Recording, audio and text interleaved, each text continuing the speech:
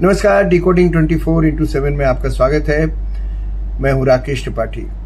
शोएब अख्तर बड़े दुखी हैं कि इंडियन प्लेयर्स ने हाथ नहीं मिलाया पाकिस्तानी प्लेयर्स से मैच खत्म होने के बाद। कहते हैं ये सब देखना बहुत डिसहार्टनिंग है। अच्छा, खेल में पॉलिटिक्स क्यों ला रहा है इंडिया? इंडियन टीम खेल में पॉलिटिक्स क्यों ला रही है? अच्छी बात है, हम क्रिकेट में पॉलिटिक्स ला रहे हैं। और 4 दिन पहले तुम और तुम्हारा शाहिद अफरीदी अपने फील्ड मार्शल आसिम मुनीर की पप्पी ले रहे थे। वो क्या था? वो पॉलिटिक्स नहीं थी क्या? वो खेल में पॉलिटिक्स का लाना नहीं था? जरा सोचना शोएब अख्तर, पाकिस्तानी टीवी चैनल पर गजवाए हिंद की बात कही थी या नहीं तुमने? समा टीवी आपके यहाँ का है, समा टीवी चैनल, न्यूज चैनल है। उस पर इंटरव्यू में तुमने एक लड़की को ये कहा था कि नहीं कि गजवाए हिंद होगा? तुमने कहा था कि तुम्हारी किताबों में लिखा है कि गजवाए हिंद करने अफगानिस्तान की फौजें दरिया पार कर अटक तक पहुंचेंगी और अटक का दरिया 2 बार रंगीन होगा। वो क्या था? क्या तुम उस जमाने की मास किलिंग पर फख्र नहीं कर रहे थे? बहुत अच्छा लग रहा था तुम्हें।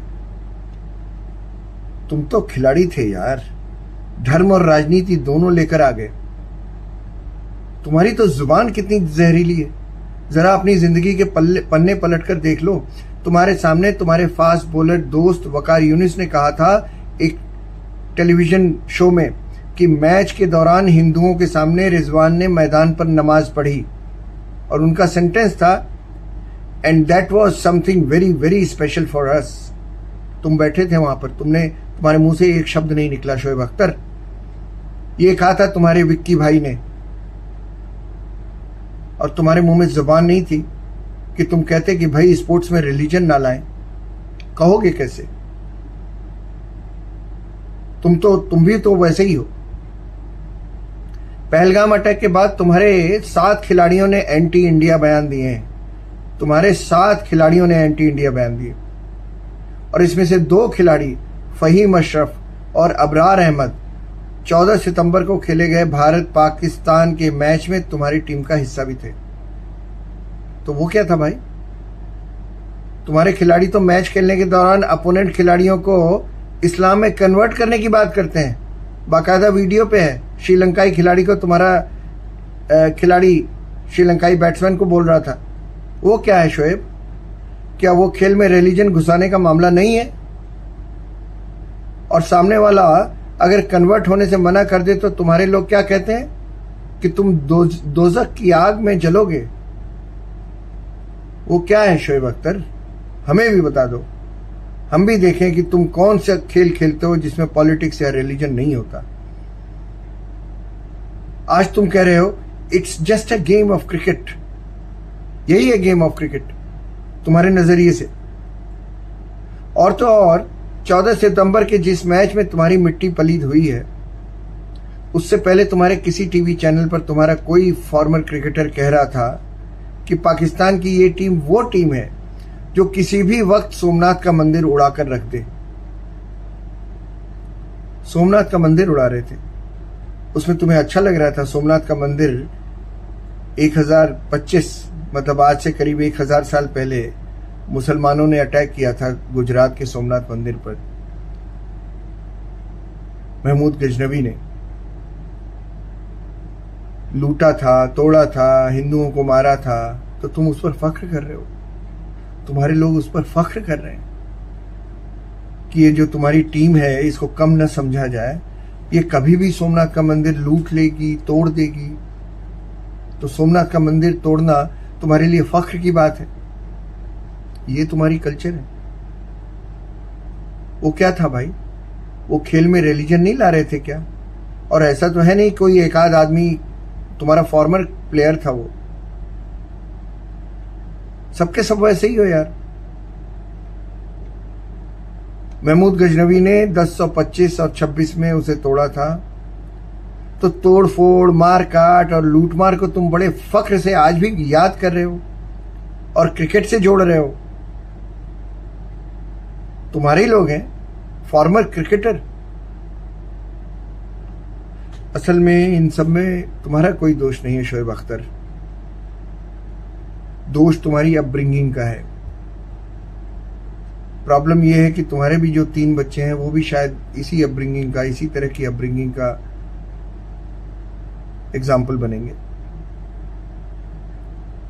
तो दोष तुम्हारा नहीं है, तुम्हारी अपब्रिंगिंग का है। जिस तरीके से तुम्हारा बचपन बीता होगा, उस माहौल का दोष है जहां हिंदुओं को मार काट देने, उनकी औरतों के साथ बर्बरता करने और उनकी संपत्ति लूट लेने को बहुत अच्छा और वैलिड माना जाता था। वैलिड रीजन है। रीजन आप काफिर हो इसलिए आपको मारने के लिए, आपको लूटने के लिए, आपको तंग करने के लिए इतना रीजन बहुत है, वैलिड रीजन है। ऐसा करने के लिए सिर्फ एक ही वजह काफी है कि हम मुसलमान नहीं हैं। वाह, क्या बात है। क्या स्पोर्ट्समैन स्पिरिट है शोएब अख्तर। इसी स्पोर्ट्समैन स्पिरिट की बात कर रहे थे क्या तुम और तुम्हारे साथी। अच्छा, एक बात तो भूल ही गया था, याद आया।